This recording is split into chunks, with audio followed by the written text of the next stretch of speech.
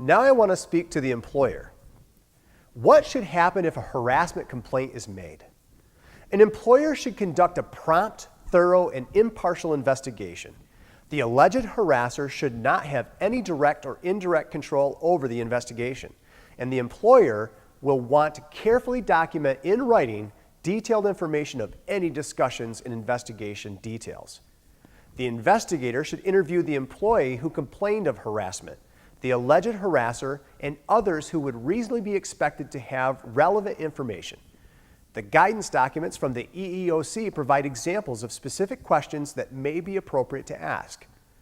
Before completing the investigation, the employer should take steps to make sure that the harassment does not continue. If the parties have to be separated, then the separation should not burden the employee who has complained of harassment. An involuntary transfer of the complainant could constitute unlawful retaliation. Other examples of interim measures are making scheduling changes to avoid contact between the parties, of placing the alleged harasser or non-disciplinary leave with pay pending the conclusion of the investigation. An employer should document harassment complaints and check those records when a new complaint or harassment is made to reveal any patterns of harassment by the same individuals. Now, like everything, there's a right way and a wrong way to handle stuff, and we want to make sure that as an employer, we handle these harassment cases correctly so that we protect ourselves and the victim correctly. So we might be asking ourselves, how should an employer correct the harassment?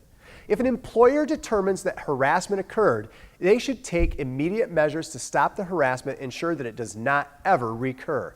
Disciplinary measures should be proportional to the seriousness of the offense, such as a reprimand up to a firing of the employee, and alerting authorities of criminal actions.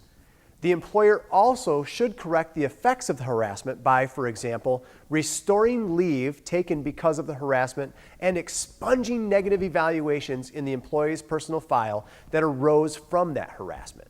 The employer should make follow-up inquiries to ensure that the harassment has not resumed and that the victim has not suffered retaliation. Here's one example of how an employer acted appropriately to a sexual harassment complaint, and I think it was a good one. A victim verbally informed her employer that her coworker had repeatedly talked to her about sexual things and touched her in an offensive manner. The next day after the employer received the complaint, he gave the accused harasser paid time off while he investigated the incident. The employer interviewed the complainant and in more detail and documented in writing the employee's responses. The employer then interviewed the accused harasser.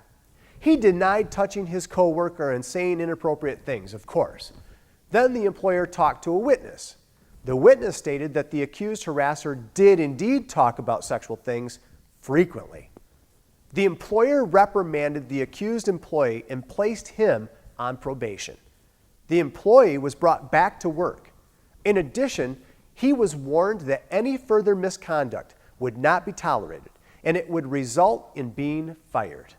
5 days later, the employer followed up with the person who filed the complaint to make sure there was no retaliation or further misconduct from the accused coworker. Dynamics and diversity in the workplace is what creates innovation and excitement and a great team effort towards a common goal. But sexual harassment and things that create uncomfortable situations are not only illegal, they're extremely detrimental to the success of the company. This training is vital and important for you, the employer, as well as you, the employee, because it's the right thing to do to create an extremely effective and efficient workplace and a place that people enjoy and look forward to coming back to. Don't let sexual harassment destroy your team or your business. End it through prevention, reaction, and follow-up.